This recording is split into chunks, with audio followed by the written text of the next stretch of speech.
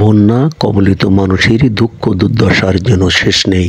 বিষাক্ত সাপ আর পানির মধ্যে বসবাস করছেন তারা। বন্যায় ক্ষতিগ্রস্ত পরিবারগুলো এখনো মানবতার জীবনযাপন করছে। যদিও দেশের অধিকাংশ স্বেচ্ছাসেবক সংগঠনগুলি সেনাবাহিনী সরকারের পক্ষ থেকে ত্রাণ বিতরণ করছেন যথাযথভাবে, তবুও পানি বেশি থাকায় অনেক অঞ্চলে ত্রাণ ঠিক মতন পাচ্ছে না বলে অভিযোগ করেছেন ভুক্তভোগীরা। কয়দিন আছেন? 4-5 দিন। সমস্যা কি? সমস্যা বাড়িঘর নাই, সব ভেঙে গেছে, দেয়ালি ঘর। এখন থাকার জায়গা নেই, রান্না করে খাওয়ার জায়গা নেই। তাই আমরা 4 দিন ভাত খাতে পারিনি, মানে রান্না করার কোনো ব্যবস্থাই করতে পারিনি। এখন ওই 4 দিন পরে তারপরে যে ওই রান্নার ব্যবস্থা করেছি।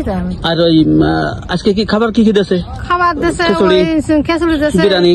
আচ্ছা, আর পানি ঠানি দিচ্ছে তো? পানি দিয়েছে 2 কেজি। আর 2 কেজি। আর এটা আজকে দিয়েছে ওই যশোর।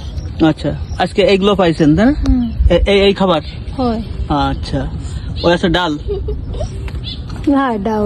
আচ্ছা, তাহলে তো মোটামুটি আপাতত খাওয়ার কষ্ট নেই। না, খাওয়ার কষ্ট। এদিকে ঢাকা প্রেস ক্লাবের মতন বিভিন্ন স্বেচ্ছাসেবী সংগঠন মাঠে নেমে কাজ করছেন বলে জানা গেছে, যে কারণে তাদের ত্রাণ তৎপরতায় বর্তমান পরিবারগুলো ভালোভাবে দিন যাপন করছে। আওরঙ্গজেব কামাল, আমার নিউজ টিভি, ডেস্ক রিপোর্ট।